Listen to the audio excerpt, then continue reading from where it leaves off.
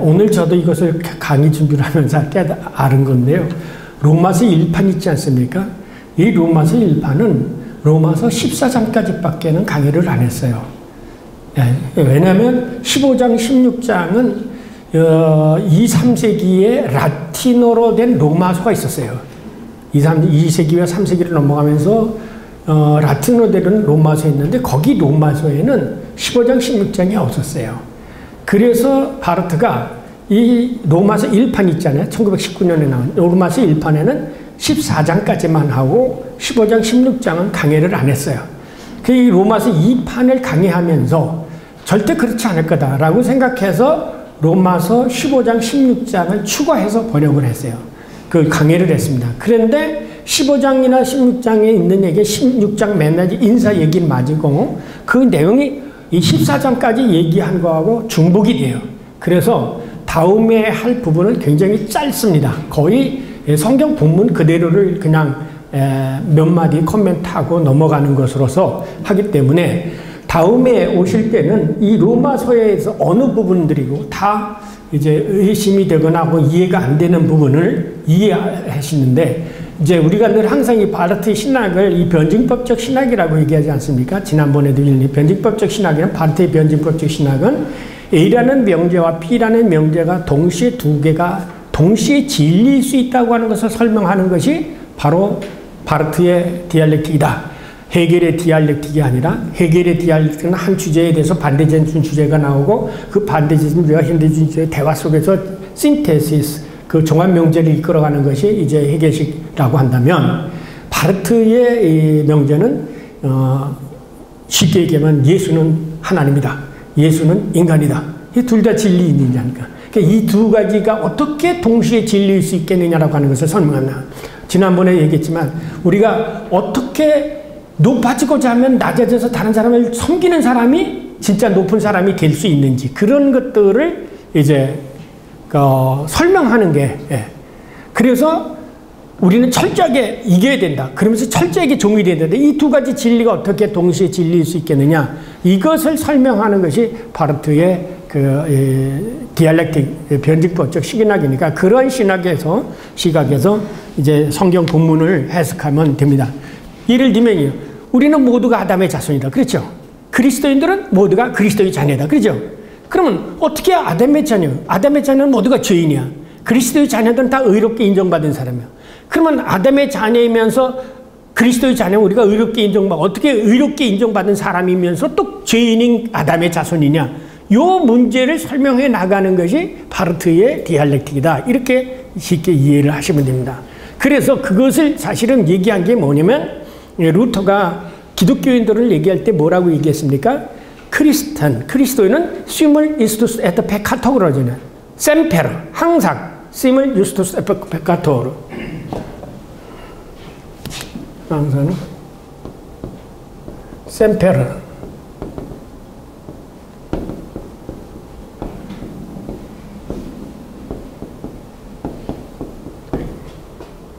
이렇게 얘기하지 않습니까? 셈페르 항상 씀을 동시에 의로우며 그 다음에 죄인이다. 그렇게 얘기하잖아요.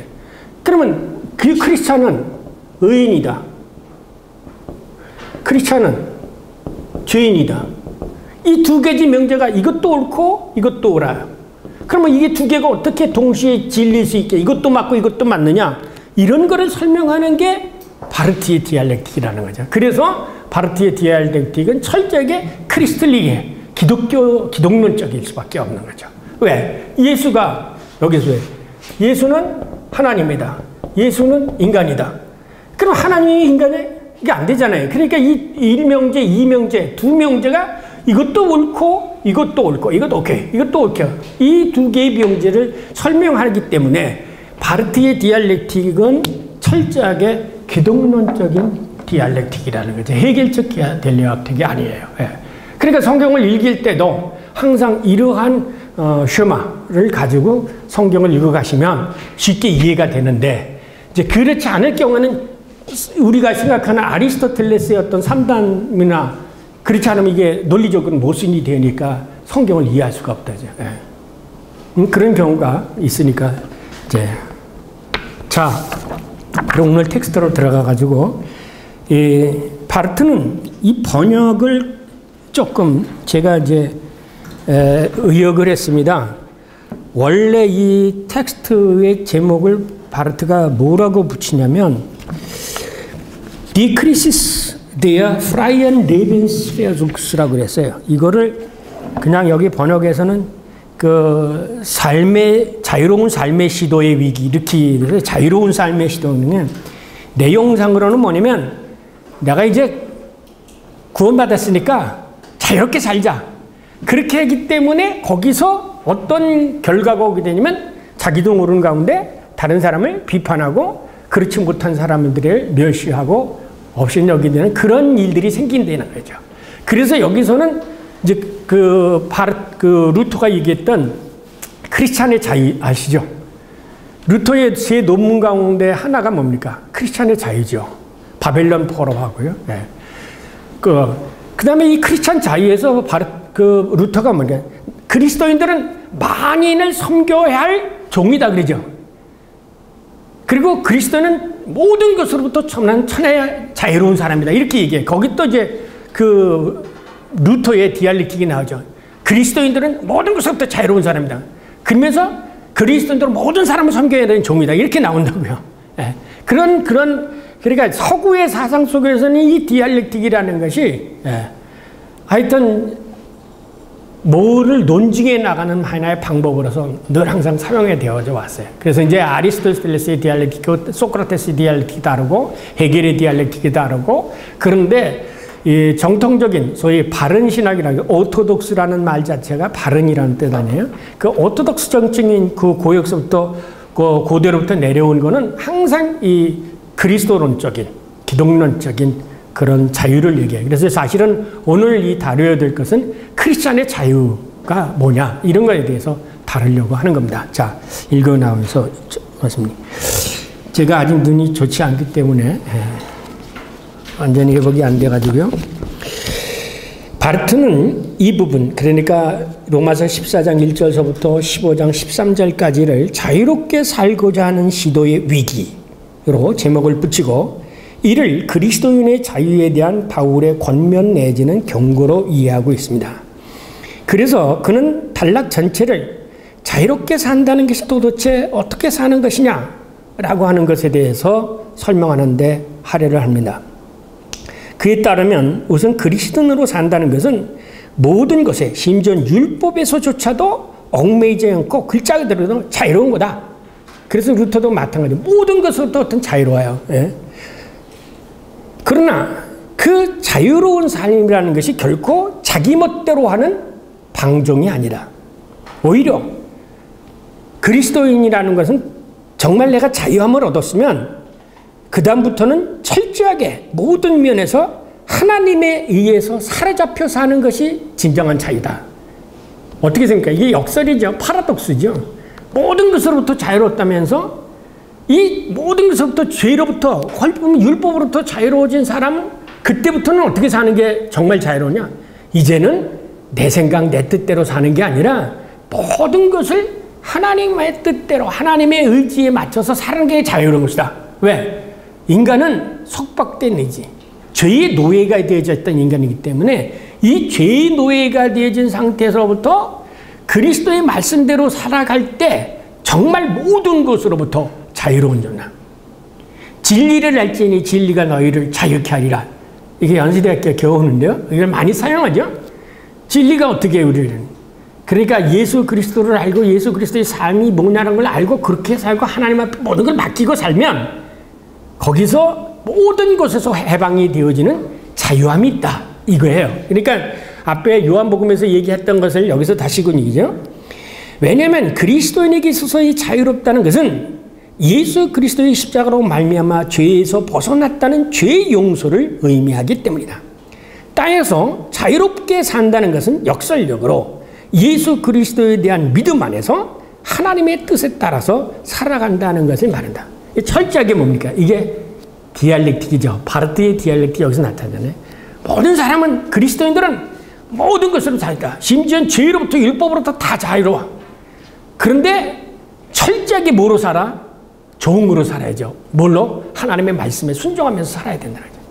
이게 이 두 가지가 동시에 존재하게 되는 거죠. 네.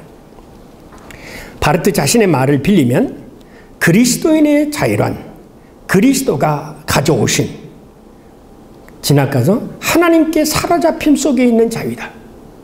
그리스도인의 자유라는 건 방종이 아니고 내 뜻대로 하고 내 생각대로 하는 게 아니라 오히려 그리스도처럼 철저하게 아버지 하나님에게 사로잡혀서 그 뜻대로 살아가는 것이 그리스도인들의 진정한 자유다. 이제 이러한 전제 속에서 이제 1절서부터 이 강해를 시작합니다. 자, 아까 읽었으니까 그냥 넘어가고요. 자, 이상 그리스도인의 자유에 대한 개념 아래서 바르트는 우선 먼저 믿음이 연약한 자들과 교제를 유지하라. 이제 그리스도인이라면 오히려 거꾸로 너도 옛날에 그랬으니까 믿음이 연약한 자와 교제를 가져라. 그는 믿음이 강한 자가 참으로 누구인가를 반문한다. 그렇다면 믿음이 강한 사람이 어떤 사람이냐? 이렇게 얘기하죠. 그에 의하면 강한 자란 역설적으로 강하지 않은 것처럼 강함을 취하는 자다. 계속해서 이 디알렉틱의 현상이 이제 두 가지 모순된 것들이 나타나죠. 강하지 않은 자라면 그러면서 강하겠지. 연약하면서 강한 자, 강한 자면서 연약한 자, 이를 얘기하죠. 믿음이 강한 자는 믿음이 연약한 자를 없이 여기거나 이기려 하지 않고 오히려 그를 받아들이는 것이 그다. 제가 이걸 하면서도 이런 게, 진짜 강한 사람은 연약한 사람을 짓누르는 게 아니라 연약한 사람을 받아들이는 사람이 이게 진짜 강한 사람이다. 제가 이렇게 읽으면서 저도 여기서 배웠고 회개도 했습니다. 생각을 바꿨어요. 진짜 강한 사람은 연약한 사람을 받아주는 거예요. 자, 그러면 어떻게 그렇게 할 수 있겠느냐가 문제지 방법이 나오죠. 그것은 믿음이 강한 자가 믿음의 약한 자를 보지 않고 그 연약한 타자들 가운데 계신 한 분, 지난번에도 마찬가지죠.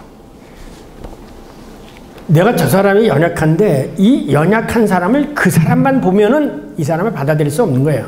인간의 죄인이기 때문에. 그런데 그 연약한 자들 가운데 계신 한 분, 이 한 분이라는 것은 이 사람이 된 게 아니라 지난번에도 얘기했지만 이 다자 가운데 있는 익명의 한 분, 그거를 얘기하는 거죠. 다자 가운데 있는 그 익명의 한 분. 지난 시간에 얘기한 것처럼 톨스토이 작품 속에 크리스마스 때 내가 니네 집에 가겠다고 예수님 말씀하셨는데, 다른 모양으로, 거지 모양으로, 과부 모양으로 왔던 그와 같이 이 연약한 자들 가운데에 계신 그 익명의 어느 한 사람, 그 사람이 그 사람으로 그리스도로, 그 사람이 바로 그리스도라고 이렇게 생각할 때 연약한 사람을 받아들일 수 있다는 겁니다. 이렇듯 바르트는 그리스도인의 자유 역시 공동체를 위한 자유로 이해한다. 그래서 그는 교제라는 말을 주목하는데 믿음이 강한 자와 믿음이 연약한 자들과 교제하는 것은 게만샤프트, 교제하는 것은 인간적인 관용도 아니고 불관용도 아닙니다. 일반적으로 이것을 일반 윤리학에서는 이것을 관용 혹은 덕 뭐 이렇게 표현을 하는데 이건 관용이나 덕이라는 그런 덕목이 아니라 내가 이 최 목사님을 행할 때 예를 들면 최 목사님께 제가 받아들인다 이거야. 그러면 최 목사님을 내가 짓누르지 않고 받아들이는 건 이 최 목사님을 뭐로 보기 때문에 최 목사님이라고 하는 모습으로 나타난 그리스도로 보기 때문에 이걸 받아들이게 된다는 거예요. 그렇지 않을 때는 인간이 이 죄성이 있기 때문에 나도 모르게 연약한 자를 누르고 억압하고 비판하려고 든다는 거예요. 그러나 내가 그 사람이 예수님이라고 예수님이 최 목사님 모습으로 봤다. 그렇게 생각하면 어떻게 하겠어요? 그렇게 못하지 않아요.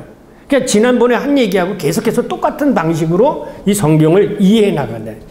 어떻게 믿음이 강한 자가 믿음이 연약한 자를 받아들일 수 있겠느냐? 저 사람을 있는 그대로 보는 게 아니라 저 다자들 가운데 있는 그 한 분, 익명성으로 나타난 예수 그리스도를 보기 때문에 그분을 영접한 거야. 전에도 얘기했죠. 너희가 손대접하기를 게으르지 하지 말라. 부지 중에 천사를 영접한다. 그 말씀처럼 그분 하나를 내가 그냥 장덕형 장로님 이렇게 한 개인으로 보는 게 아니라 장덕형이라는 이 형상으로 나타난 그리스도로 본다는 거죠. 그러면은 언제든지 내가 쉽게 받아들일 수 있다. 이 얘기에 계속해서 똑같은 방식으로 이끌어요. 왜냐하면 그 어떤 사람은 모든 것을 먹을 만한 믿음이 있기 때문이다. 해설이 앞서 바르트는 도대체 모든 것을 먹을 만한 믿음을 가진 사람이 누구인가라고 반어적으로 이로니시하게 묻는다. 그리고 그는 이런 믿음은 결코 율리어가 말한 것처럼 믿는 사람의 양심이 가지고 있는 제한되지 않는 자유를 선포하는 장엄한 사상, 그런 것이 아니다 이거야. 즉 모든 것을 먹을 만한 믿음이란 결코 자유주의 시민의 자율적, 때로는 방종에 이르길 수도 있는 그런 자율사상이 아니다. 그렇지만 바르트는 여기서는 그 믿음이 어떤 믿음인지는 아직은 자세하게 언급하지 않습니다. 뒤에 나옵니다. 그렇다면 믿음이 강한 자와 대비되는 믿음이 연약한 자는 누군가? 믿음이 연약한 자는 단지 채소만 먹습니다. 이렇게 표현했죠. 여기서 바르트는 우선 채소를 먹는 사람들이란 로마인들을 암시하는 것으로 이해한다. 인용, 여기서 우리는 채소 먹는 로마 사람들의 뒤를 잇는 수많은 무리를 본다. 더 자세히 말하면 채소만 먹는 믿음이 연약한 자란 오르페우스교도, 디오니시오스교도, 신 피타고라스파, 치료사들, 고대의 에세네파, 중세의 수도교도, 종교개혁 때의 제세례파, 현대의 금욕주의자, 채숙주의자, 자유분방한 이상관 등 신앙적 혹은 현실적으로 모든 이방인을 바로 믿음이 연약해서 채소를 먹는 자로 표현하고 있다는 겁니다. 따라서 업신여기고 비판하지 말라는 말씀은 양심이 아니라 양심입니다. 양심의 자유와 세심한 배려, 이 프레지지오느라는 걸 여기서는 뭐라냐면 정확성이라고 번역을 해주는데, 아무리 찾아봐도 그런 단어로는 이 문맥상 맞지를 않아서 이 프레지지온이라는 말은 프레지지오롱이라고 해서 자세하게 세밀하게 설명한다라는 뜻이거든요. 그래서 섬세함 뭐 이런 뜻이에요. 그래서 제가 이것을 그냥 세심한 배려라는 말로 썼습니다. 세심한 배려에 관한 것이다. 더 자세하면 어떤 하나가 다른 하나를 대립시키는 일, 곧 양자택일 사상에 근거하거나 혹은 나와 너의 주객도식으로 구별하여 상대방을 업신여기거나 비판하지 말라는 뜻입니다. 한마디로 말하면 바리새인들처럼 자기만 옳다고 생각하는 다른 사람과 자기 자신과 다른 사람을 구별하지 말라. 왜냐하면 주객도식 속에서 서로를 구별하는 것은 오히려 악순환만 생산하기 때문이다. 그러나 실제로 그 당시 채소만 먹는 사람들은 신앙적으로 바울을 추종하는 그리스도인들이었습니다. 그래서 이 당시 보면은 이렇게 생각해야 돼요. 그 당시에 믿음이 강한 자라고 했던 사람들은 두 가지를 생각할 수 있어요. 하나는 자기네들은 하나님의 말씀을 잘 지키고 그야말로 말씀대로 잘 산다고 하는 바리새인들이었고요. 기독교인들은 그들에게는 연약한 자였었어요. 근데 이것을 반대로도 생각할 수 있어요. 여러분이 성경에 보면 바리새인들이 11조를 얼마나 잘 바쳤습니까? 바리새인들이 바치는 11조 가운데 뭐가 있어요? 채소의 11조도 바리쳤죠. 그거 아세요? 채소의 11조도. 그것은 바리새인들이 다른 사람들과 구별해서 채소를 먹는 사람들이었던 거라고 생각하는 거예요. 그러나 이제 바르트는 여기서 그 당시에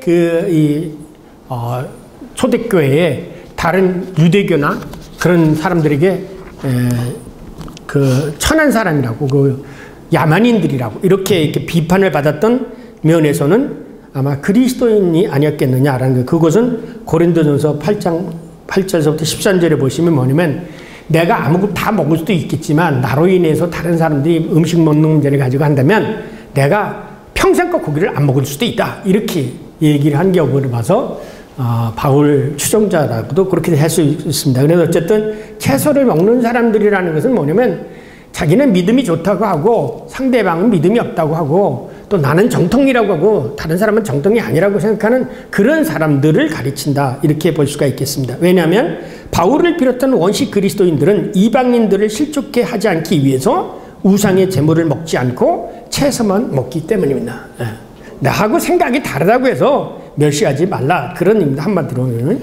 그러므로 하나님께서 그와 채소를 먹는 사람들, 더 확대 해석하면 이방인들과 교제를 유지하고 계신다는 사실을 알고 있다면 어떻게 그들을 업신여기고 비판할 수 있겠느냐는 거죠.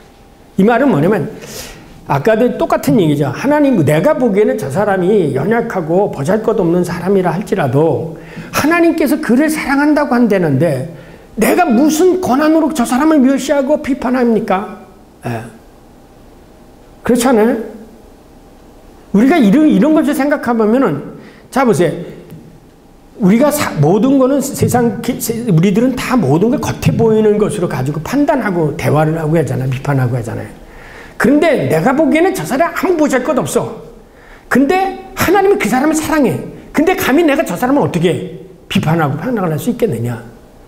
이 사람도 하나님의 사랑의 대상이다 이거야. 바르트는 뭐냐면 하나님은 나만을 위해서 십자가 못 박혀 죽으신 게 아니라 바로 저 사람을 위해서도 십자가 못 박혀 죽었다. 이게 나만 사랑하는 게 아니라 저 사람도 사랑하는데 내가 감히 저 사람하고 비교해서 조금 믿음이 강하다고 생각하고 또 율법을 잘 지켰다고 해서 내가 저 사람을 어떻게 비판할 수 있겠느냐. 그러지 말라 이거야. 이게 다 공동체 안에서 같이 하나가 어울려서 살아야 될 그런 윤리지. 그래서 전 시간에도 얘기했지만 이 바르트가 얘기하는 이 오늘 윤리는 공동체의 윤리지 홍길동 누가 개인적인 윤리를 일반 사람들의 윤리를 얘기하고 있는 게 아니라는 겁니다. 자, 모르는 사람의 종을 비판해서는 안 된다. 남의 종을 비판하는 사람은 법정의 의를 모르는 사람이라고 바르트는 단정한다. 왜냐하면 그가 종이 서거나 넘어지는 것은 그 자신의 주인에게 달려있는 것이지 너에게 달려있는 게 아니다 이거야. 그는 반문합니다. 하나님께서 세리와 창녀뿐만 아니라 바리새인과도 연합관계를 맺고 계시다면 누가 과연 이들을 비판할 수 있겠는가. 왜냐하면 주님은 그 종을 세우실 수 있는 능력을 가지고 계신 분이기 때문입니다. 분명한 것은 하나님 한 분 위에는 그 어느 누구도 다른 사람을 업신여기거나 판단하거나 정죄할 수 없다. 그러므로 그리스도에 대한 참 사랑 안에서 우리는 누구하고도 어떤 사람하고도 교제를 유지해야 한다. 그 다음 말씀입니다. 5절부터 6절 말씀. 어떤 사람은 그렇다면 왜 그러느냐 이제 이거 설명하는 거네요. 어떤 사람은 여러 날 가운데 한 날을 구별된 날로 여기지만 그러나 다른 사람은 모든 날을 다 같은 날로 여긴다. 이게 뭐냐면 사람마다 생각하는 게 다 다르다 이거예요. 그래서 각 사람은 자기 자신의 확신을 즐거워해야 합니다. 또한 먹는 자도 주를 위해서 먹으십시오. 왜냐하면 그것으로 하나님께 감사하는 것이기 때문입니다. 그리고 먹지 않는 저 사람도 주를 위하여 그것을 중단하지 마십시오. 계속 먹지 말라 이거야. 그도 또한 그것으로 하나님께 감사하는 것이다. 이게 무슨 말이냐면 각자가 생각하는 게 다 달라. 너는 너의 삶의 방식이 있고 나는 나의 삶의 방식이 있다 이거야. 네가 좋아하는 음식이 있고 내가 좋아하는 음식이 있는데 그거 음식 문제 가지고 떠지 말고 궁극적으로 우리들의 삶의 목표가 뭐냐? 하나님께 감사하고 영광 돌리는 그것이 삶이 되지. 저 사람이 내가 먹는 거 안 먹고 내가 먹는 거 안 먹는다고 그거 가지고 그런 겉에 보이는 거 가지고 판단하지 말라. 저는 이거를 보면서 뭘 느꼈느냐면 이 신학하는 사람들이 무슨 파 만들어가지고 교파를 많이 만들지 않습니까? 이게 하나님 보시기에 이 말씀을 읽으면 얼마나 정말 졸렬한 인간들의 행위인가라는 생각을 합니다. 그것까지도 줘야 그걸 가지고 이단이다 해가지고 정죄를 해버리고 하는 그런 경우가 있습니다. 그것도 똑같이 장로교 안에서 장로교 뭐 안에 몇 개 파가 있는 줄 아십니까? 200개가 분파가 나눠졌어요. 이게 우리가는 깊이 생각해야 되니, 그러니까 이 말씀대로 안 사는 거죠. 여기만이면 그것도 다 하나님의 영광을 위해서, 내가 음식을 안 먹고 하는 것도 영광을 위해서, 다 하나님의 영광을 위해서 라고 생각하시면 됩니다. 자, 바르트는 이 말씀에 참고라는 제목을 붙입니다. 참고해라. 이게 참고해라고 하는 것이 뭐냐면 우리가 논문을 쓰다가 참고하고 이렇게 각주를 달죠. 그러니까 앞에서 한 얘기를 이런 경우를 설명해서 보다 보완하고 있는 거예요. 왜냐하면 모든 사람은 각자의 가치관을 가지고 있고 하나님을 섬기는 방법도 다양하기 때문이다. 그러나 어떤 목적으로 어떻게 행동하든 그 궁극적인 것은 하나님께 영광이 되어야 하고 감사하는 마음으로 행하여야 한다. 바르트 자신의 말을 따르면 그 연약한 자는 이때 하나님께 감사한다. 하나님께 대한 이런 관계는 인간적인 행위의 가치와 무가치를 결정한다. 그 관계가 바로 남을 배려하는 자의 세심한 배려를 재우는 저울이고 그리고 또한 자유로운 사람의 자유이다. 이것에서 참 자유가 있다라는 것입니다. 7절서부터 12절까지입니다. 자, 우리 수 목사님 좀 읽어주실래요? 예. 우리 중에 어느 누구도 자기 자신을 위하여 사는 자도 없고 그 어느 누구도 자기 자신을 위하여 죽지 않습니다. 왜냐하면 우리가 살고 있다면 주님을 위하여 살고 있는 것이며 우리가 죽는다면 그것도 우리가 주님을 위하여 죽는 것이기 때문입니다. 그러므로 우리는 살아있으나 죽으나 주님의 것입니다. 왜냐하면 바로 이를 위하여 그리스도께서 죽었다가 다시 살아나셨기 때문입니다. 이것은 주님께서 죽은 자나 살아있는 자에게 주님이 되시기 위함입니다. 그런데 당신이 어찌하여 당신 형제를 비판하십니까? 또한 어찌하여 당신의 형제를 업신여기십니까? 왜냐하면 우리는 모두 다 하나님의 심판대 앞에 서게 될 것이기 때문입니다. 기록되어 있듯이 주님께서 말씀하시기를 내가 살아났고 모든 무릎이 내게 무릎 꿇을 것이요 그리고 모든 혀가 하나님께 고백하게 될 것이다. 따라서 우리 각 사람은 자기 자신을 해명해야만 할 것입니다. 네. 자, 바르트는 이제 이것이 본론이라고 해서 How to Fear Vegan이라는 제목을 붙입니다. 이 제목은 사도 바울이 12장 이하에서 로마에 있는 그리스도인들에게 그리스도인의 삶에 관련해서 이야기하고 싶은 것을 이제 간략하게 여기서 요약해 놨다고 이제 바르트가 해석하는 거죠.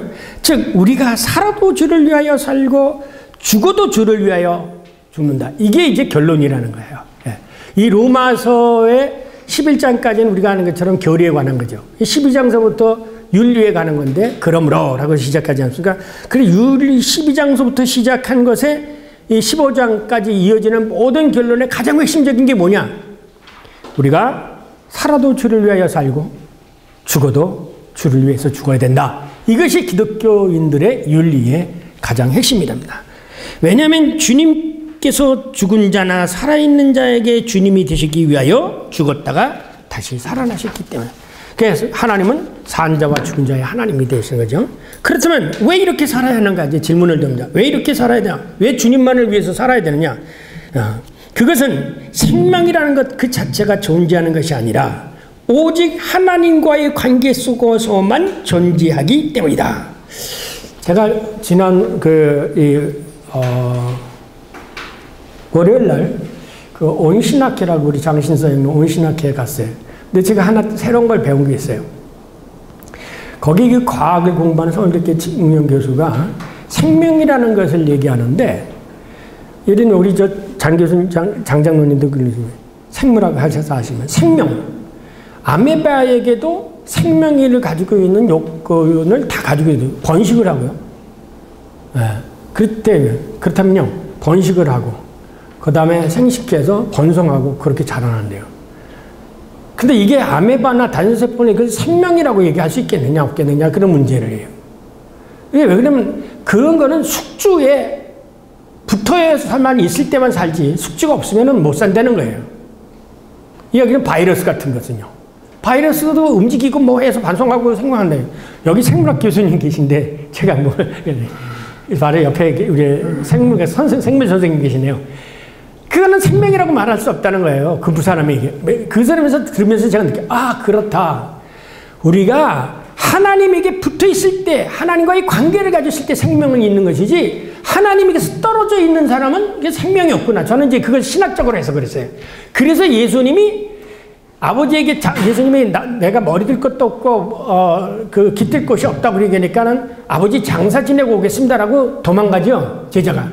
그때 예수님은 죽은 자는 죽은 자로 장사케 하고 넌 날 따라 했잖아요.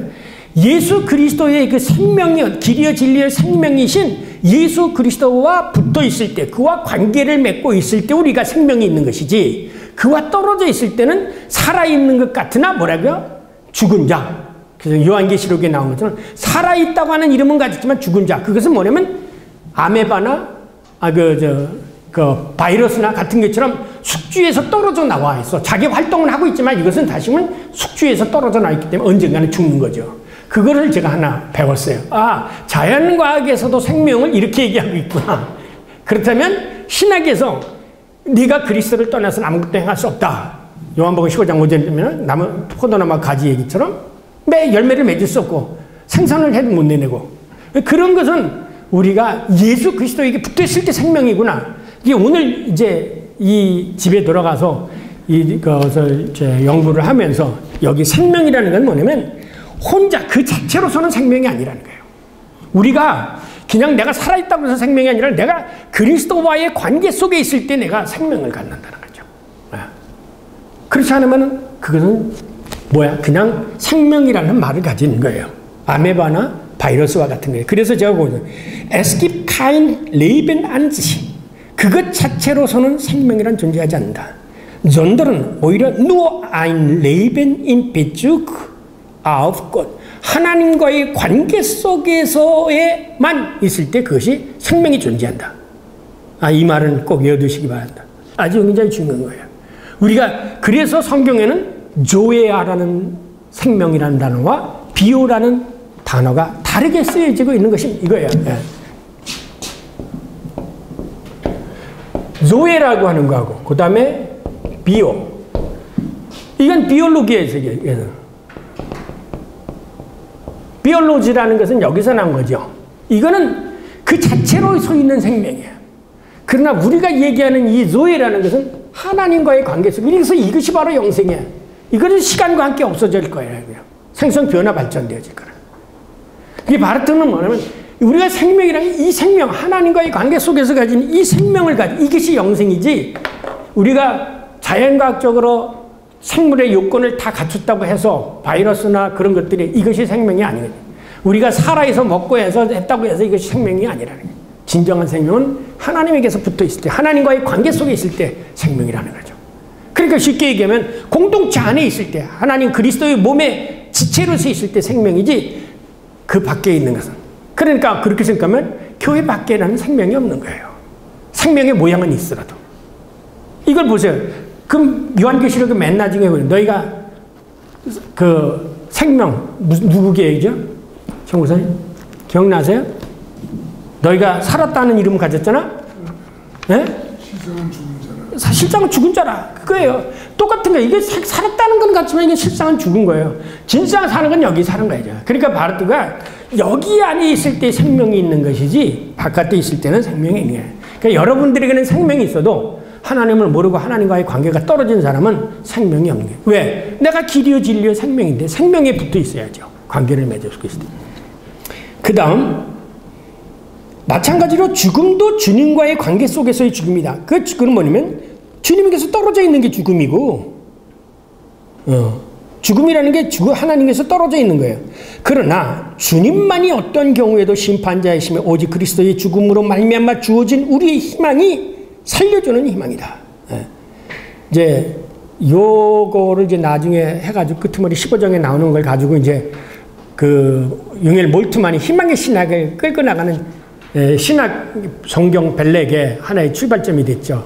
고린도전서하고 로마서에 나오는 두 가지 성경 기조를 가지고 희망의 신학을 끌고 나갑니다. 그래서 이 끄트머리 맨 나중에 뭐냐면 희망의 하나님이라는 단어가 나오거든요. 그러니까 희망의 신학이 어디서 나오지 않습니까? 칼바르트의 여기 로마서 강해에 나오는 희망의 하나님이라는 속에서 나오기 시작한 거죠.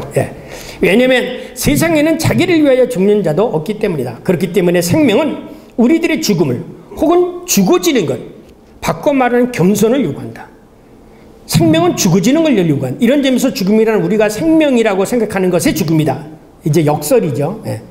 죽음의 죽음. 이 세상적인 것의 부정이다. 따라서 죽음은 우리가 세상에서 자유롭게 살고자 하는 것의 위기다. 왜? 우리가 자유롭게 살고자 한다면 뭐가 온다고요?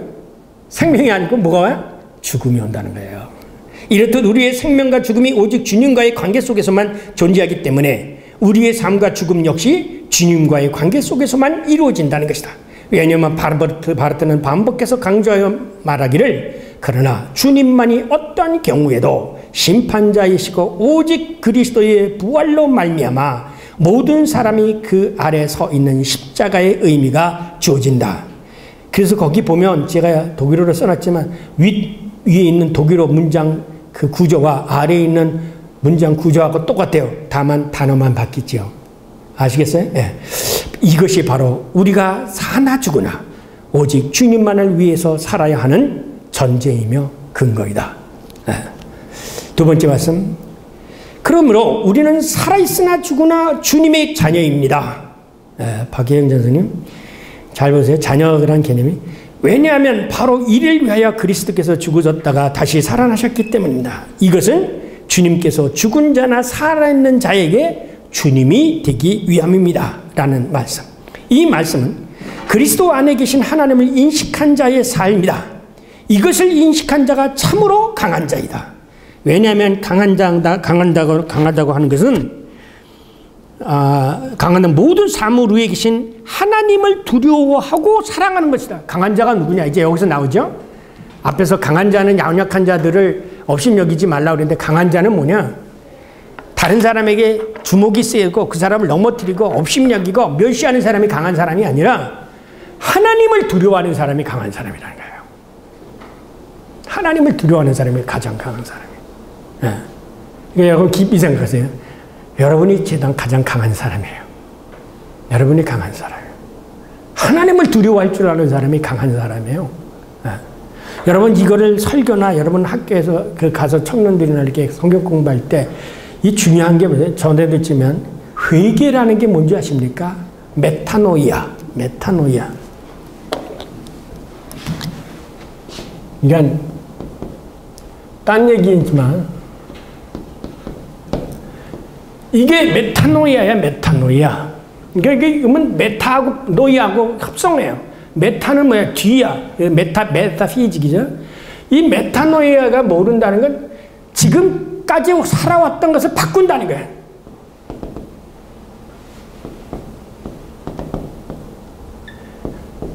진네페안대로 생각을 바꾼다는 거예요.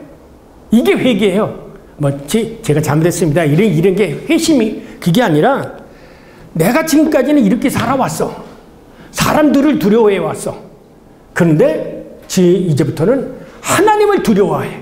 이게 회개라는 거예요. 내가 지금까지 생각했던 걸 바꾸는 거 이게 회개라는 거예요. 근데 교회에서 주일 예배 때마다 장로님들이 기도가 전부 후회는 해요. 우리가 이렇게 살지 못했습니다. 후회는 아니에요. 그건 후회예요. 회개가 아니에요. 회개는 지금까지 내가 생각해와 살아왔던 방향을 되돌아가는 거예요. 저 이렇게 왔다가 아니지. 이렇게 다른 거예요. 그래서 내가 왜 이제 히브리적 사유로 성경을 해석하라고 그러냐면요. 원래 히브리 사람들은 노마든이었었어요. 유목민이었어요. 사막이었지 않습니까? 그 길을 잘 잃어버려요. 그래서 한참 가다가 이게 뭔가 잘못됐다고 생각하면 이 사람들은 어떤 길을 다시 들러가 원위치로 가요. 여기서 뭐가 나오냐면 회개라는 말이 생긴 거예요. 지금까지 내가 살아오던 길, 그 방식을 이게 잘못됐다고 생각하면 다시 원위치로 되돌아가. 그래서 이 회개를 독일 말로 뭐냐면 umkehr 되돌아간다는 거예요. 그런데 우리는 이것을 어떤 심리적으로 해석을 해왔어요. 회개라는 거예요. 그게 아니에요. 지금까지 살던 방식을 완전히 되바꾸는 거예요. 지금까지는 사람을 두려워서 살았다면 이제는 하나님을 두려워서 사는 거. 이게 강한 자라는 거예요. 이게 강한 자라는 거예요. 여러분이 강한 사람이 되시기 바랍니다. 하나님 앞에 두렵고 다른 사람 하나도 두려울 것 없어. 다른 사람 이렇게 두려운 마음이 생기면 하나님이 치리하실 테니까 담대해지고 사람을 두려워하지만 이 하나님을 두려워하는 게 강한 겁니다. 오늘 다른 거 다 잊어보셔도 이것만 기억하세요. 하나님을 두려워하는 자가 가장 강한 사람이다. 그렇게 하면 어디까지 읽은 이런 점에서 생명도 우리의 죽음도 우리의 긍정도 우리의 부정도 그 자체로는 어렵다고 인정되지 않는다. 결국 참으로 하나님을 알고 있는 자는 자신이 아무것도 할 수 없다는 것을 알고 있기 때문에 겸손하게 질 수밖에 없으며 겸손한 자는 그리스도 안에 계신 하나님만을 의식하고 사는다. 그렇다면 하나님을 알고 있다고 하는 자, 곧 강하다고 하는 자는 당신이 어찌하여 당신의 형제를 비판합니까?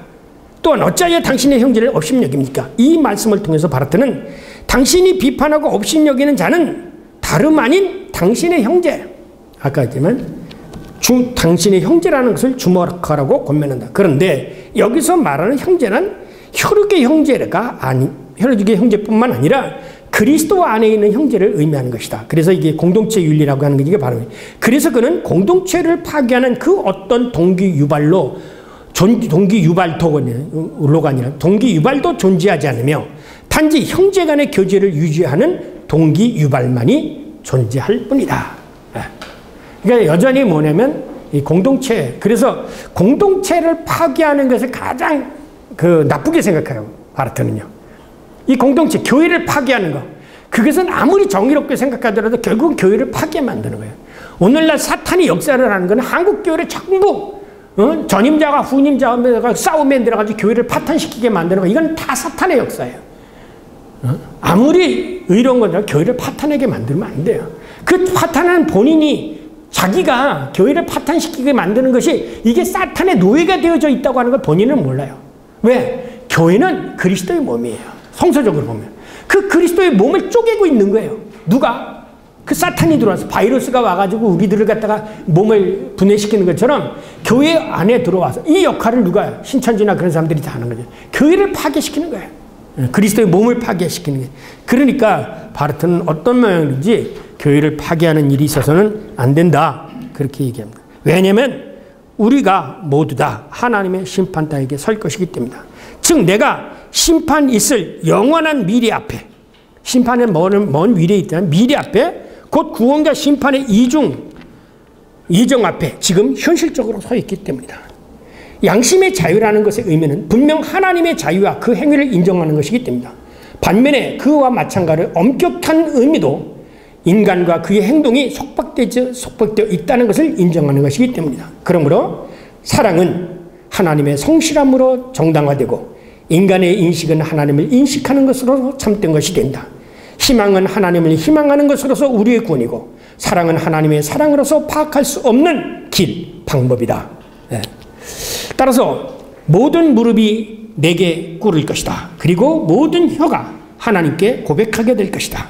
이때 인간들은 자기의 모든 경건을 포기하고 우리 각 사람은 자기 자신을 내가 어떻게 살았다고 하는 것을 해명해야 할 것이다.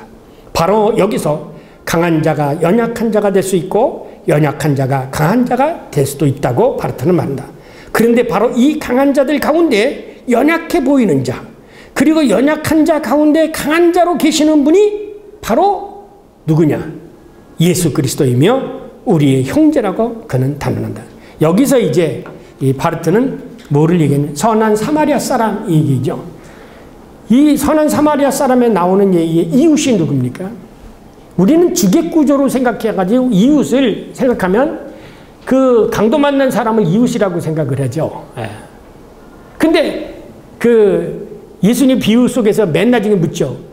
누가 이 이웃이냐 물어요. 이 강도 만난 사람의 이웃이냐 묻죠. 그때 그 사람이 뭐라고 대답합니까? 이 강도 만난 사람을 도와준 사람을 이웃이라고 그랬죠. 그래서 이것이 우리가 생각하는 주객도식의 이웃 개념이 아니라 상호 개념, 내 관계 개념, 내가 당신의 이웃이 되고 당신이 나의 이웃이 되는 그런 의미의 개념이 성경에 나타난 이웃 개념이라는 게, 너가 없이는 내가 없고 내가 없이는 당신도 없다는 이런 개념이 이웃 개념이라는 거예요. 네가 있기 때문에 내가 있고 내가 있기 때문에 당신이 있어. 그러니까 연애할 때 그런 얘기 많이 하잖아요. 당신이 있기 때문에 내가 있고 내가 있기 때문에 당신이 있어요. 부부관계도 마찬가지예요. 서로 이웃관계. 당신이 있어서 내가 있고 내가 있어서 당신인 거지. 이게 남전여비 사상으로는 뭐 남자가 있고 여자가 이 아래 있고 그거 사상이 아니에요. 저는 집안에서 굉장히 그 남자로서 이걸 굉장히 강조하는 사람 중에 하나인데, 그러나 그것이 제가 생각하는 남녀 평등이라는 것은 뭐냐면 나는 내가 할 일이 있고 당신은 당신이 할 일이 있고 서로 당신이 있기 때문에 내가 있고 내가 있기 때문에 당신이 서로 필요하고 서로를 위해 돕는 거. 이게 이 부부지. 한 사람의 일방적으로 얘기하고 한 사람 무조건 순종만 하는 그런 단계가 아니라는 거예요. 우리 사람은 묻지만 그 관계가 성경에 나타난 이웃 개념하고 똑같은 거예요. 자, 따라서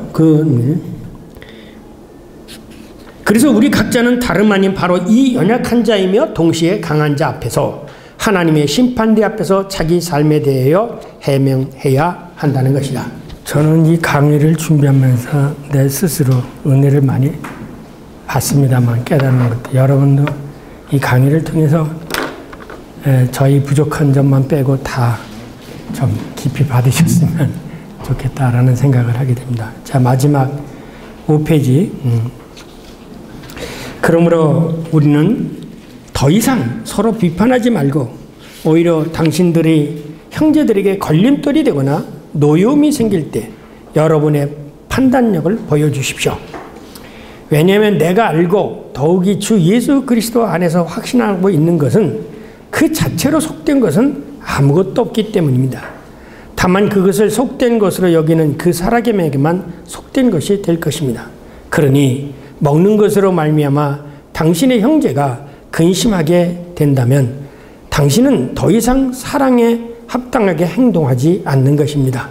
그러므로 그리스도께서 그를 위하여 죽으신 그 사람을 당신의 음식으로 말미암아 망하게 하지 마십시오. 바르트는 이 단락을 경고로 해석합니다. 그런데 엄격하게 살고자 하는 시도, 하나님 말씀대로 그 말씀에 준해서 오는 바리새인처럼 에 비하여 자유롭게 살고자 하는 시도의 이론적 입장에 관한 경고는 이제 그 시도를 실천적으로 관철시키고자 하는 것과 관련해서 숙고되어야 한다고 그는 강조합니다.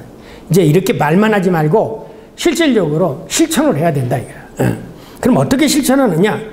이 말은 형제를 업신여기고 비판하지 말라는 말씀을 음식을 먹는 구체적인 신뢰를 들어서 설명하겠다는 뜻입니다. 그래서 그는 우선 먼저 어떤 일이 있으나 그리스도의 입장은 하나님의 입장, 그리스도인들의 입장은 하나님과 같은 입장, 하나님 편에서 생각하라는 거죠. 즉 경고, 곧 형제를 업신여기고 판단하지 말라는 말씀을 실천할 때 항상 하나님 편에서 생각하고 실행해야 한다는 것입니다. 바르트의 말을 빌리면 로마서에서 요구하는 인생의 시도에서 결국 중요한 것은 우리가 결코 하나님의 입장을 취하는 것이 내가 하나님이 되는 것이 아니라 입장을 취하는 것이 아니라 오직 그 입장을 모든 각도에서 살피고 그 입장을 깊이 생각하여 그런 다음 이러한 심사숙고 속에서 살아가는 것이라고 설명을 합니다. 왜냐하면 우리가 하나님의 입장에 서게 되면 나도 모르게 내가 하나님이 된 것처럼 나도 모르게 남을 판단하고 정죄하게 되는데, 그러나 우리에게는 옳고 그름을 판단할 판단력도 없고 남을 정죄할 권한도 없다. 그런데 자기가 마치 하나님인 것처럼 지가 남들을 판단하고 옳게 비방하는 것은 그거는 잘못된 것이다. 그러므로 우리 자신은 연약한, 힘없고 연약한 사람들의 걸림돌이 되어서는 안 된다. 왜냐하면 거기에 마태복음 18장 17절에 예수님도 실족해 하는 그 사람에게는 화가 있었다 이게요. 이게 뭐냐면요, 우리 어렸을 때에 시골에서 학교 다니면은 장장로님 정도는 그걸 해보셨을 거예요. 길거리 가다가 이 풀과 풀 있죠. 풀과 풀 사이에 이렇게 엮어 놓죠. 그렇지만 아이들이 가다가 거기에 딱 걸려 넘어지죠. 이제 그런 짓 하는 사람 있죠. 어렸을 때부터. 누가 가르쳐 주지도 않았는데 장난삼아 하지만 그리고 나서 숨어서 넘어지면 깔깔대고 웃고 좋아하고 그랬던 기억이 나는데, 그렇게 다른 사람이 넘어지는 거 또 걸리도록 얘기하는 거, 요즘 이것이 발달되어서 더 크게 되면 사기꾼이 되는 거죠. 그런 짓 하지 말라는 겁니다. 바르트 말을 빌면 부딪힐 것과 거칠 것을 두는 것이란 누군가를 잘못된 길로 인도하는 것이요, 현혹하는 거, 받아들이지 않는 거, 완고하게 하는 것, 하나님과 갈라놓는 것, 회개할 가능성을 박탈하는 것, 이런 것들을 걸림돌을 놓는 것이다.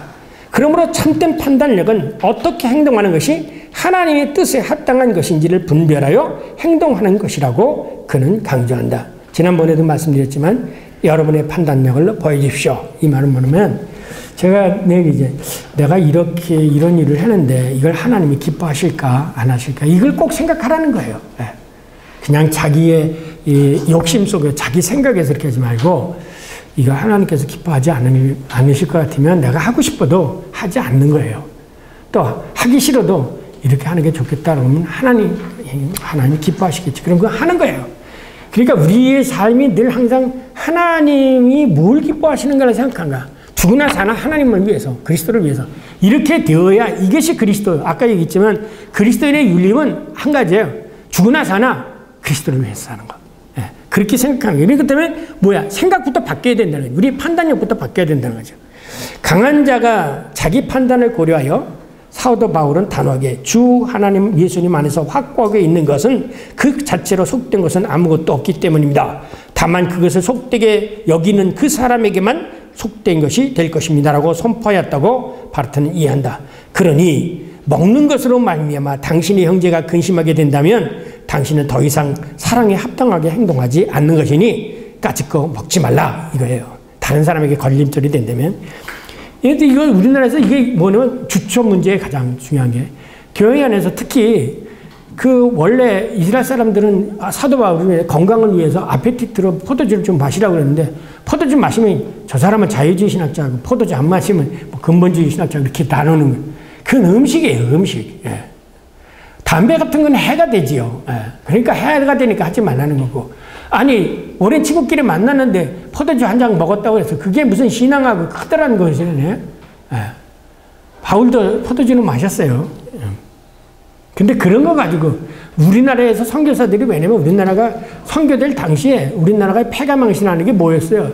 도박하고요. 여자 문제하고 주초 문제였어요. 그러니까 그거 하지 말라고 교회에서 계몽적인 차원 속에서 얘기한 걸 이것을 뭘로 만들었냐면 하나의 교리적으로 만들어가지고 특별하게 구별하고 해서 저 사람 술 먹는다 그런 얘기 그거 아닙니다. 그런 거 째째하게 그런 거 가지고 얘기하지 말라는 거예요. 예. 예. 이게 바울이 얼마만큼 자유롭게 살았어요. 예. 이 말씀 먹는 것이 중요하지만 자기의 일방적인 판단에 의해서 다른 사람의 먹는 문제를 판단하고 비판하는 것은 이웃 형제의 사랑에 합당하지 않다는 것이다.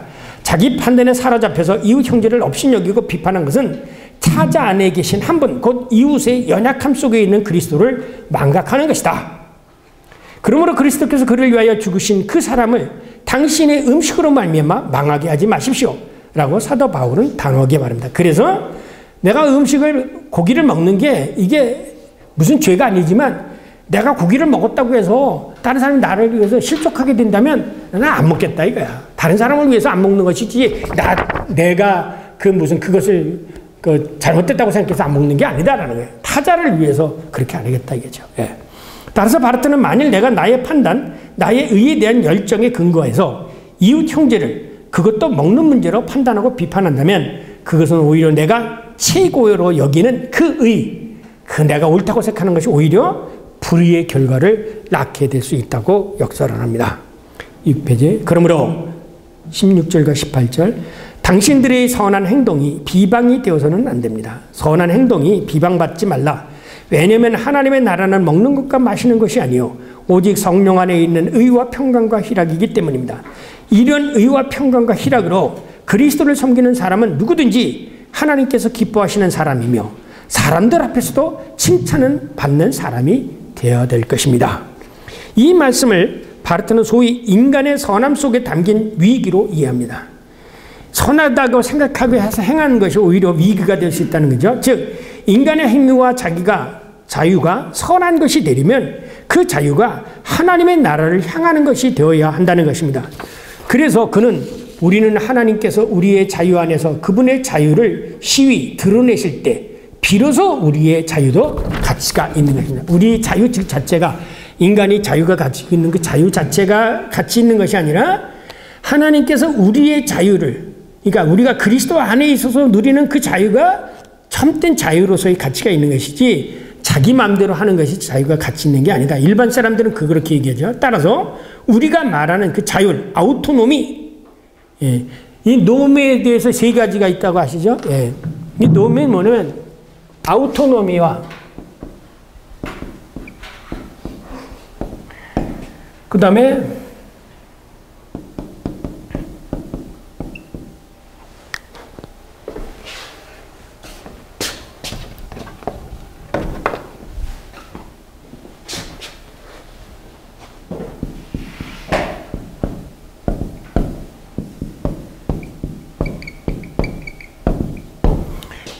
이게 세 가지예요. 아우토미 이걸 자율이라고 얘기하고요. 이게 타율, 이것이 신율이에요. 테오, 하나님이 이 아우토노미와 테오노미가 하나가 되는 거. 언제? 내가 예수 그리스도 안에 있을 때. 이때 테오노미가 아우토노미가 테오노미. 이 헤테로가 다르다는 거죠. 이거는 지금까지 해기해왔던 이 율법이에요.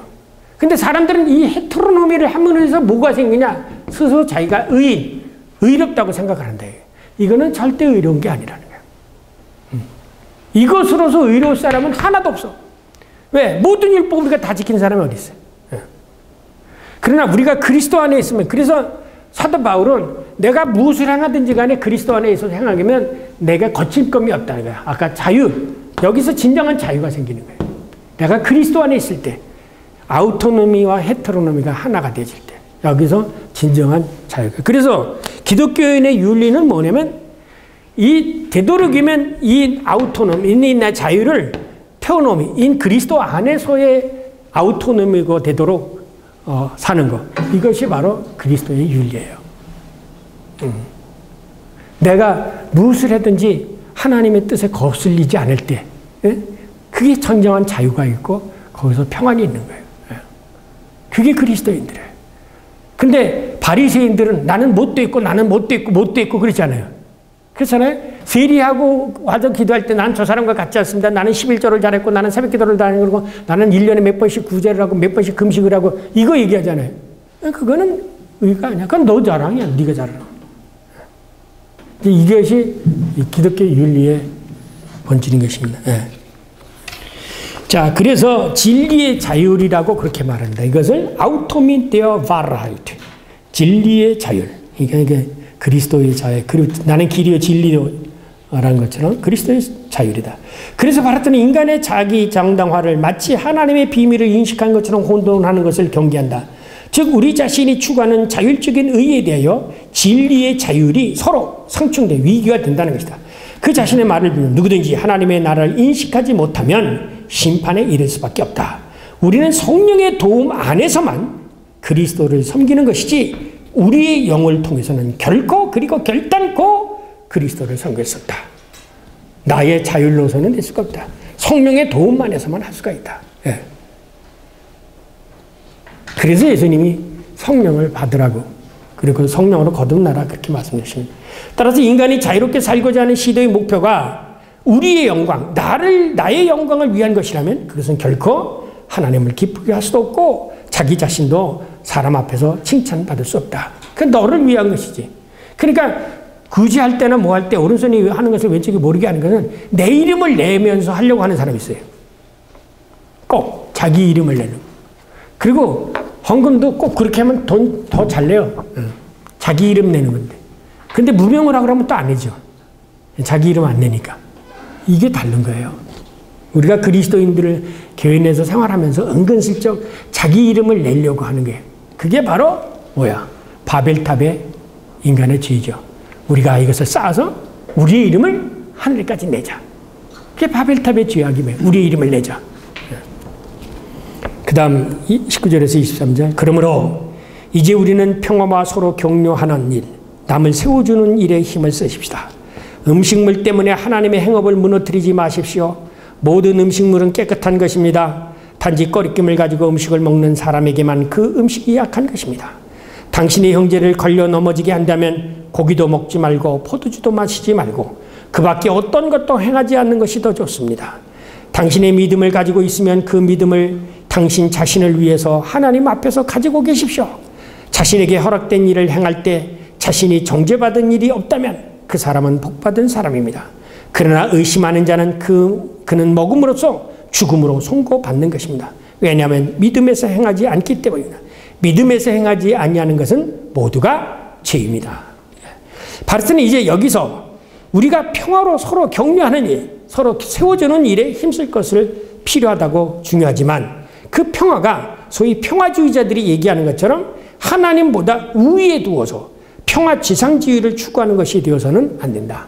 그러니까 바르트는 어떤 이 세상에 어떤 것도 하나님보다 우위에 있을 수 없다. 이 점을 얘기하는 거죠. 오로지 하나님 자유 안에서만 평화가 논의될 수 있으며 그것은 세상과 전쟁을 의미할 수도 있다. 바르트는 독립적인 양심이 당신의 율법의 빛을 비치게 하라는 유명한 괴테의 말을 인용합니다. 왜냐하면 하나님 안에 있는 독립적 양심, 곧 하나님의 평화는 우발적인 인간의 이성보다 높으며 하나님의 평화는 이웃 형제의 자유이기 때문입니다. 따라서 덕을 세우는 일 없이는 평화도 없다고 바르트는 단호하게 말합니다. 그러므로 음식물 때문에 하나님의 행업을 무너뜨리지 마십시오라고 사도 바울이 권면하고 있다는 것이다. 이 말씀을 바르트는 인간들이 자기 자신의 자유를 주장함으로써 하나님의 행업을 무너뜨리는 일이 있어서는 안 된다고 포괄적으로 이해한다. 왜냐하면 하나님께서 창조하신 만물은 깨끗하기 때문이다. 그러므로 꺼리낌을 가지고 음식을 먹는 사람에게만 그 음식이 악한 것입니다. 라는 말씀은 나의 자유를 사용하는 것이 다른 사람들과 충돌을 일으킬 수도 있다는 것이다. 그렇게 되면 나의 자유로운 삶이 오히려 이웃 형제를 공경에 빠뜨릴 수도 있기 때문에 결국에는 나의 자유로운 삶이 나에게 유익함이 되지 않고 나 자신만 오히려 나 자신 안에 갇히도록 만든다는 것이다. 그러므로 나의 자유로운 음식 선택이 당신의 형제를 걸려 넘어지게 한다면 고기도 먹지 말고 포도주도 마시지 말고 그 밖에 어떤 것도 행하지 않는 것이 더 좋다라고 권면합니다. 왜냐하면 성령은 여기서 중요한 것입니다. 성령은 객관적인 것이지 내가 가지고 있는 의가 아니다. 기독교의 의는 오브젝티브, 카톨리시, 보편적인 의지, 프리바트, 사적인, 인디비두얼한 그런 의가 아니에요. 이걸 잘 알아야 돼요. 대부분의 사람들이 이 기독교의 의를 이 오브젝티브한 것으로 생각하지 않고 사적인 걸로 생각해요.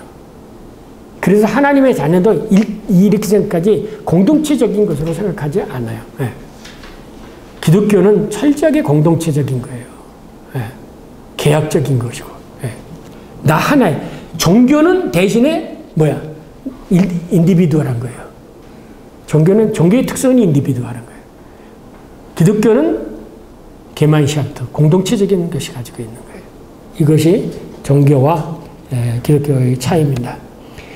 이제 이상의 전제에서 사도 바울은 당신은 믿음을 가지고 있습니까? 이제 묻습니다. 당신이 진짜 믿음을 가지고 있으면 이제 당신 생각하지 말고 하나님 뜻대로 사십시오. 이 말을 하려고 하는 거죠. 이 질문은 당신이 가지고 있는 믿음이 너 스스로를 위한 것인가? 아니면 하나님 앞에서의 믿음인가를 자문해 보라는 뜻이다. 그러나 믿음은 처음부터 나와 하나님과의 분리된 믿음이 아니라 서로 결합된 믿음이라고 바르트는 강조한다. 즉 나의 믿음에 대한 심판자는 바로 한 분 하나님이실 뿐이다. 그러므로 자신에게 허락된 무슨 일을 행할 때 내가 이럴 때 자신이 정죄받을 일이 있냐 이거 해서 정죄받겠냐 않겠냐 이거 생각해보라. 그래서 정죄받을 일이 없다면 그 사람은 행복한 사람이다. 복받은 사람이라는 거예요. 그래서 바르트는 다시 한번 더 강조합니다. 그분만이 선한 분이시며 업신여김을 받지 아니하시는 분이시다. 그러므로 믿음에 의해서 행하지 않는 모든 일은 죄이다. 의심하는 것은 죽음으로 선고받는 것이고 믿음에서 행하지 않는 것은 모두 죄입니다. 이런 점에서 볼 때 누가 과연 자기의 자율의 정당성을 주장할 수 있겠는가? 라고 반문하면서 14장의 강해를 마칩니다. 네. 이제 15장으로 넘어가겠습니다. 15장 1절서부터 6절에 있는 말씀. 강한 자, 그 뒤에 말씀은 강한 자, 우리는 강한 자의 연약함을 담당해야 하고 우리 자신이 기뻐하는 대로 살지 말아야 하는 의무가 있습니다. 우리 각 사람은 선한 것을 주목하여 덕을 세우기 위해 이웃의 마음에 기뻐하는 대로 살아야 합니다. 왜냐하면 그리스도께서도 자기 자신의 마음에 기뻐하는 대로 살지 않으셨고 오히려 기록된 것처럼 사셨기 때문입니다. 너를 비방하는 자들의 그 비방이 나에게도 미쳤도다. 왜냐하면 이전에 기록된 것은 우리를 가르치기 위하여 기록되어진 것이기 때문입니다. 그러나 이것은 우리가 인내함으로써 성경에 기록되어진 위로로 말미암아 희망을 갖도록 하기 위함입니다. 이제 인내와 위로의 하나님께서 너희들이 그리스도 예수를 본받아 한 입으로 일치하여 하나님 우리 주 예수 그리스도의 아버지께 영광을 돌리도록 한 마음을 주기를 바랍니다. 오직 솔리 데오 글로리아 이거죠. 바르트는 14장에 이어서 계속해서 믿음이 강한 자, 소위 믿음이 있는 자들에 대하여 이야기를 합니다. 그리고 누가 믿음이 강한 자인가, 그리고 그들은 어떻게 살아야 하는 걸 묻는다. 여기서 그는 여전히 공동체 윤리의 차원 속에서 본문을 해설한다. 우선 그는 우리를 강하게 하는 것은 위로부터 우리에게 내려오는 위기가 우리를 강하게 한다고 역설적으로. 그러니까 우리를 강하게 하는 것은 우리가 강해지려고 해서 되는 게 아니라 우리를 강하게 하시는 분, 위로부터 오는 은혜로 말미암아 우리가 강해진다. 다시 말해서 우리의 강함이란 우리가 자유롭게 살고자 하는 시도, 곧 우리의 주장, 자유사상, 성취, 자율의 정당성 등 강한 것이 결코 아니라는 것이다. 우리가 강하게 되는 길은 단 한 가지, 연약한 자들 가운데 계신 한 분, 저 예수 그리스도의 반열에 서는 것이라고 바르트는 강조한다. 이것은 다시 말하면 우리의 모든 것을 내려놓고 타자들 가운데 계신 한 분, 그리스도의 모습으로 살아가는 것이다. 그것은 예수님처럼 연약한 자의 연약함을 담당하는 것이다. 그런데 여기서 말하는 연약함이란 철저하게 실존적인 것이다. 즉 연약한 자와 더불어 실제로 연약해지는 거, 내가 연약해지는 거예요. 더 구체적으로 말하면 연약한 자들이 짊어질 수 없는 혹은 짊어지려고 하지 않는 것을 함께 혹은 대신 지고 가는 것, 이것이 연약한 자들을 담당하는 거다. 이게 그냥 말로만 하는 게 아니라 진짜 실질적으로 실천하는 거예요. 그래서 로고스 프락시스죠. 그러나 자기를 기쁘게 하고 하는 자는 이러한 짐을 짊어질 수가 없다. 안 지지요.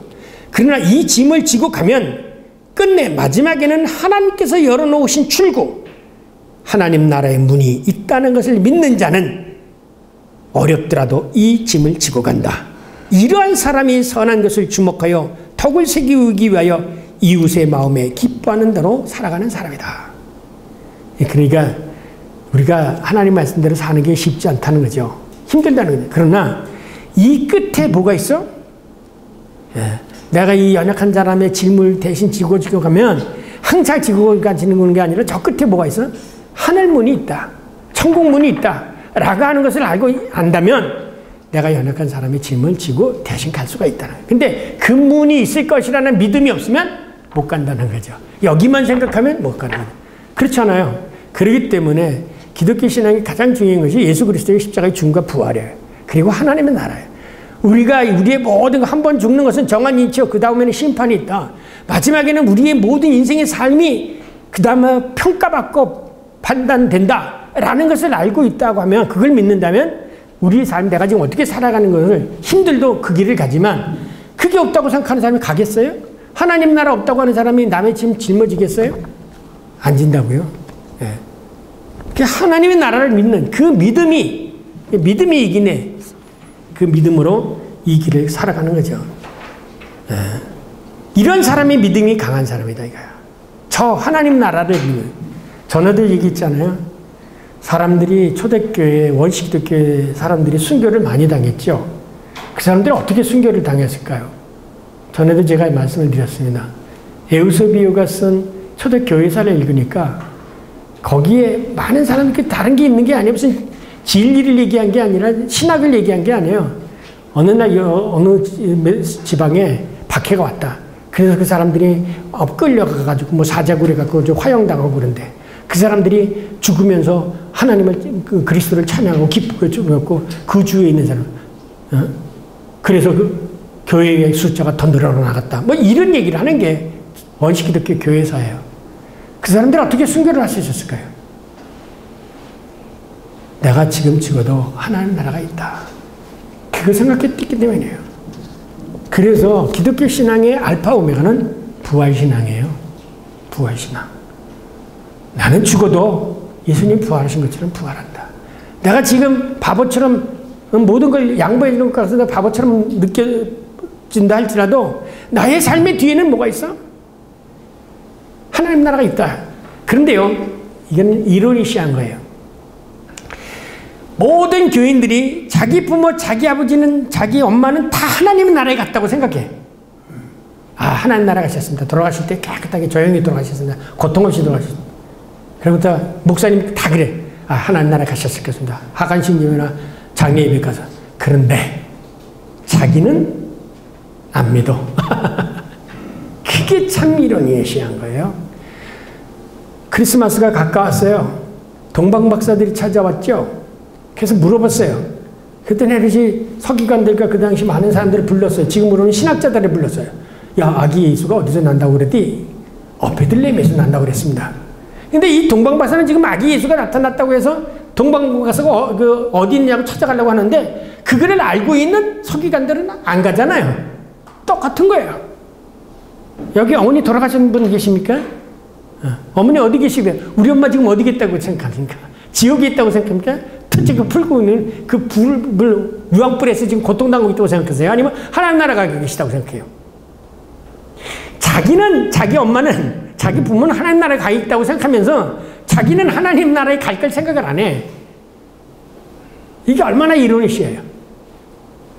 이게 오늘날 현대 그리스도인들의 생각이라니까요.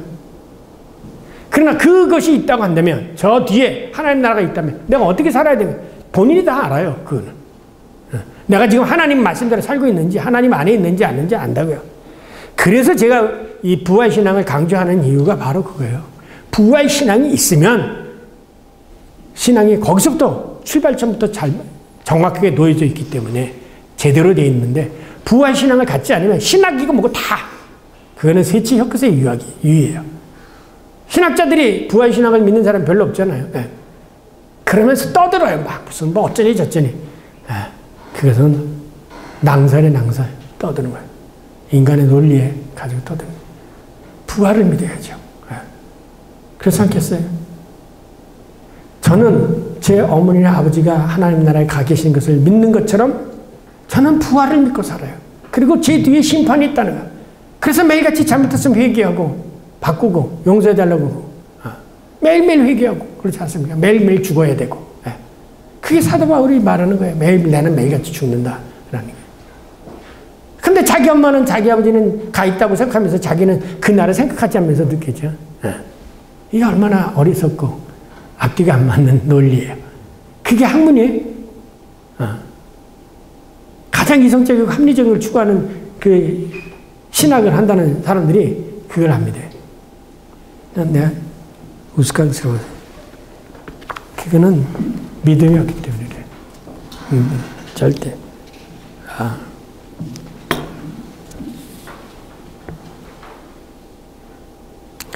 맨 끝에 읽겠습니다. 거기 뭐라 하냐면, 그러나 예수님께서는 그런 삶을 통하여 한 입으로 일체여 하나님 우리 주 예수 그리스도의 아버지께 영광을 돌렸다. 즉 예수님은 자기의 의지와 우발적인 자유에 따라서 자유롭게 살고자 시도하지 않고 오직 뭐를 위해서? 솔리 데오 글로리아. 예, 오직 칼빈의 기독교 강해도 마찬가지. 오직 웨스트민스터 교리문답 첫 번째 질문임에 우리의 삶은 뭐는? 하나님께 영광을 돌리고 그것을 기뻐하는가? 솔리 데오 글로리아. 네. 오직 하나님께 영광을 돌리는 삶. 내가 아니야, 내가. 오직 하나님께 영광을 돌리는 삶. 그 삶이 그리스도인의 삶이 되어야 된다는 겁니다. 네. 마지막 7절서부터 13절까지는 그냥 성경에 있는 말씀을 그대로. 거기 보시면 각주 9번을 보세요. 네. 새 편집본. 여기 이 책이에요. 새로 편집본에 의하면 바르트가 로마서 강해 제1판이 있죠. 우리가 지금 이거는 로마서 2판이에요. 이 1판이 언제냐면 1919년에 나오는데 거기 톨룩, 호프만, 찬과 같은 선상에서 16장 25절과 27절 송용을 이곳으로 가져와서 14절 끝에서 가져와서 14장 끝으로 가져와요. 그래서 그것을 해석하고 끝쳐요. 그러니까 로마서 1판에는 15장, 16장에 대한 해설이 없어요. 로마서 2판에만 있는 거예요. 왜 그렇게 되냐? 2세기에서 3세기로 넘어가는 과도기에 라틴어 로마서에는 15장, 16장이 없었을 것이라는 주장이 생겼어요. 신학자들에서.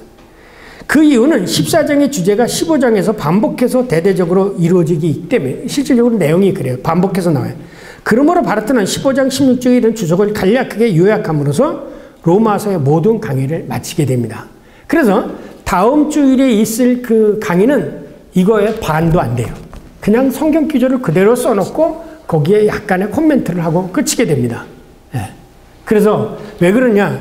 이제 읽어보면 여기 다시 반복해서 나오지 않습니까? 이제 15장 여기서부터 7절서부터 그 13절에 있는 얘기, 앞에서 낸 얘기를 또 반복해서 나와요. 사실은요. 자, 제가 읽겠습니다. 그러므로 그리스도께서 하나님의 영광을 위해 당신들의 사귐을 허락하신 것처럼, 그 게만시아부터 앞에 나왔죠. 연약한 자들과 사귐을 유지하라 그랬죠. 여러분도 서로 영접하십시오. 왜냐하면 내가 생각하기에는 그리스도께서 하나님의 진실함을 위하여 할례받은 자들을 섬기는 자가 되셨습니다. 이것은 조상들에게 주신 약속들이 실현되어지도록 하기 위한 것입니다. 이방인들도 하나님의 긍휼하심 때문에 하나님을 찬양하고 있습니다. 그리고 기록되어 있는 것 같이 그러므로 내가 이방인들 가운데 있는 당신 주님을 고백하고 당신의 이름을 찬양하겠습니다. 그리고 다시 말하기를 너희와 너희 열방들아 주의 백성과 함께 즐거워하라. 그리고 또 다시 말하기를 모든 이방인들아 주를 찬양하며 모든 백성들아 주를 송축하라.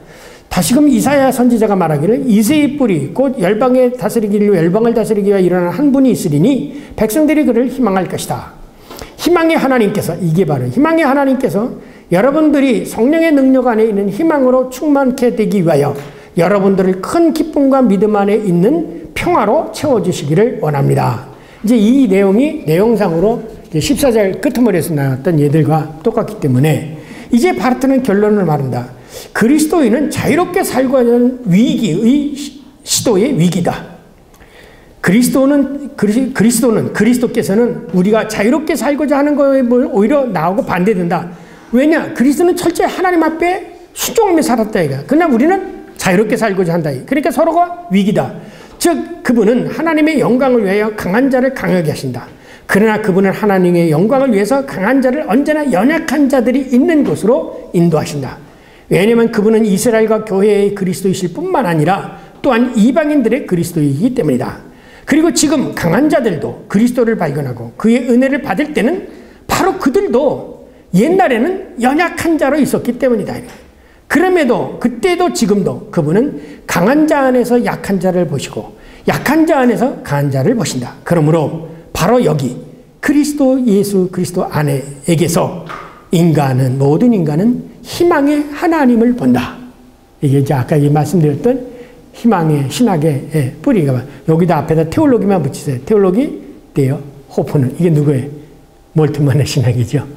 희망을 본다. 그리스도 안에서 희망을 본다. 그래서 예수 그리스도 안에서 그 희망이 주어졌다라고 써나가는 글이 뭐냐면 몰트만의 희망의 신학이에요. 저희 캐리그마에서 희망의 신학 세미나 한 거 보셨겠지만 몰트만의 희망의 신학은 예수 그리스도께서 그것이 마치 완성이 됐고 여기 속에서 미래에 대한 희망을 보는 거, 이게 바로 몰트만의 희망의 신학의 골격입니다. 바로 여기서 나온 거죠.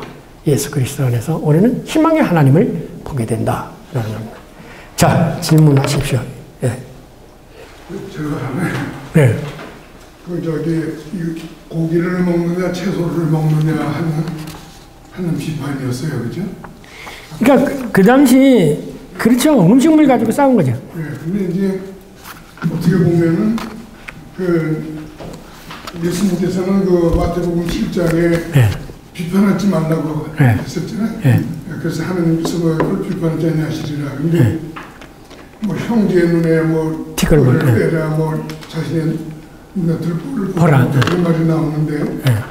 그 예수님께서 말씀하신 그 비판이라는 말과 사도 바울이 지금 여기서 나오는 그 비판, 어떻게 보면은 예수님께서 하신, 저는 그 의미는 잘 모르겠어요. 질문을 드리는. 아니야, 그냥 질문하세요.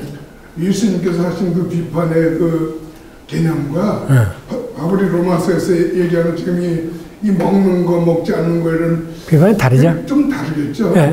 왜냐하면 그 당시에 이제 사람들 가운데는 그 습속이라고 할까, 지금까지 내었던 일상생활에 이게 윤리니까.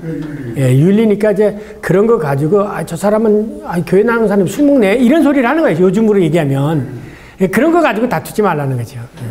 먹는 거 가지고 다투지 말라는 거죠. 근데 여기서 이제 그 예수님께서 하신 것은 일반적으로 얘기한 거죠. 남을 비판하는. 그래서는 이제 용납하라고 나오잖아요, 그죠? 받아들이라는 거죠. 받아들이라는 게 아니라 이제 그걸 용서하고 그러는 게 아니라 네가 그 사람하고 할 때 저 사람에게 걸림돌이 네가 되지 말라는 거지. 예. 걸림돌이 되지 말라는 거죠. 근데 이제 그러니까 쉽게 얘기하면 나는 옳았어. 너는 틀려. 나는 고기를 안 먹어. 넌 고기 먹는 놈이지. 우상의 제물을 놔둬먹은 거. 그거 잘못된 거야. 그러니까 저 사람들은 기독교인이 아니야. 그런 식으로 하지 말라는 얘기지. 예. 근데 이제 그 우상의 제물에 가는 게 고린도서 거기도 나오죠. 예. 그래서 거기서도 그 우상의 제물 먹는 것 때문에 또 참 그 논란이 그렇죠. 예. 근데 이제 우리가 우리 기독교인 가정에서도 저도 이제 저희 처갓집에서 이제 옛날에 제사를 참 많이 지냈어요. 그러고 나면은 그 제사 지낸 음식 같은 거 이제 그 먹으라고 내놓으면 저는 참 기분이 껄끄럽고 참 좋지가 않아요. 근데 제가 이제 다른 목사님들한테 물어보면은 그 뭐 먹는 건 아무런 상관이 없다 저렇게 얘기를 하시더니 제가 그 고린도 그 얘기를 들어보면은 이게 먹는 게 좀 참 제 양심에는 그게 좋지가 않아요. 그 여기서 있잖아요. 네가 꺼리낀 마음이 있어가지고 그거 먹으면 그건 너 자신에게 꺼리낌이 되니까 그렇게 하지 말라는 얘기예요. 그러니까 안 먹어도 상관없고 먹어도 상관이 없어. 객관적인데 네 마음에 꺼리면 먹지 말라는 얘기예요. 저도 안 먹어요 제사밥. 근데 그래서 그 먹어 사과 있는 거 맛있는 거 먹었다 상관없어요 사실은요. 그러니까 네 마음에 그것을 먹으면 이거나 먹으면 안 되는데 하면서 먹으면 그게 잘못된 거라는 거죠. 근데 이제 제가 그 사도 바울이 그 시대의 배경으로 이 서를 그렇죠. 기록했던 거. 왜냐면 그 당시에는 이 우상에 냈던 우상 숭배가 많잖아요. 그 우상에 냈던 이걸 시장에 갖다 또 팔았어요. 그래서 시장에서 이것이 이제 물어봤잖아요. 이게 우상의 재물인 그러면 우상에 놨던 재물이 싸거든요. 그러니까 그렇게 해서 그냥 가난한 사람이 그걸 먹었어요. 근데 배고파서 먹었는데 옛날에 그 예수님 있잖아요. 저 다윗의 그 저기들이 가서 제사밖에 안 먹는 걸 먹었다고 그 문제 내잖아요. 그런 것처럼 배고파서 뭔지 모르고 먹었는데 근데 이게 우상에 난 재물인다 그래가지고 남들이 가서 이렇게 알려줬는데 다른 사람들이 저 사람들이 우상에 뭐 먹네 그래가지고 다른 사람들이 그리스도인들도 우상에 맞는 재물을 먹나라고 해서 저 사람의 신앙이 이 걸림돌이 된다면 안 먹었다 배고프도 먹지 말라는 얘기죠. 근데 이제 제가 창세기에 보면 그 노아 홍수의 기록이 나오지 않습니까? 여기 보면은 노아 홍수 전에는 하나님께서 채소만 식물성만 먹도록 허락하신 거로 저는 그렇게 알고 있거든요. 그리고 홍수 이후에 고기도 먹도록 하면서 이제 그 대신에 피는 먹지 마라. 뭐 생명의 근원이 뭐 피 있다 이렇게 나오고 그것이 이제 이렇게 그 레위기서에도 이렇게 제사법에서도 약간 좀 이렇게 적용이 되는 것 같은. 여기서가 주가 되는 거는 음식이 주제가 뭐냐면 우상 앞에 놓은 재물. 그 재물이에요. 그 고린도전서에 나온 것처럼. 왜냐하면 아까도 말씀드렸지만 그 당시 우상 숭배가 많기 때문에 제사가 많았어요. 그래서 그걸 버릴 수는 없고 그래서 딱 또 그걸 놨던 걸 갖다가 팔고 그 사람들이 시장에서 사 먹고 그랬으니까 그 문제인데 그 문제로 인해서 원시 기독교에 문제가 생긴 거죠. 고기 먹느냐 없느냐 여기 있잖아요. 하나님 만든 거 다 음식 맛있는 건데 왜. 어쨌든 이것만 생각하시면 됩니다. 우리의 삶이 그리스도 안에서의 그리고 하나님의 영광을 위해서 나는 죽으나 사나 그리스도를 위해서 산다. 이게 그리스도인의 삶이에요. 이게 다른 거 그 지엽적인 거 가지고 괜히 코끼리 아니면 도토리 키재듯이 그런 거 가지고 이 세상적인 이 템포라는 거 시간적으로 지나버리는 거 그거 가지고 얘기하지 말라는 거예요. 하나님은 온 우주의 하나님이고 나의 하나님뿐만 아니라 상대방의 하나님이고 그거를 같이 배려하래. 그래서 여기 프레시지온이라는 말을 어떻게 번역을 할까 내가 한참 이거 가지고 하루를 지내버렸어요. 이 단어 원어로 찾느냐고. 이 프레시지온이라는 게는 세심한 배려예요. 그렇게 생각을 했어요.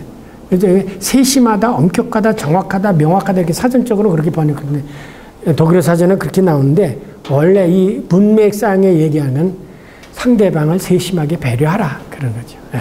네 자유만 주장하지 말고 그리스도 안에서의 너의 삶의 자유만 지정하지 말고 상대방도 세심하게 배려하라. 예. 이게 사랑이다, 이게. 예. 그렇게 생각하죠.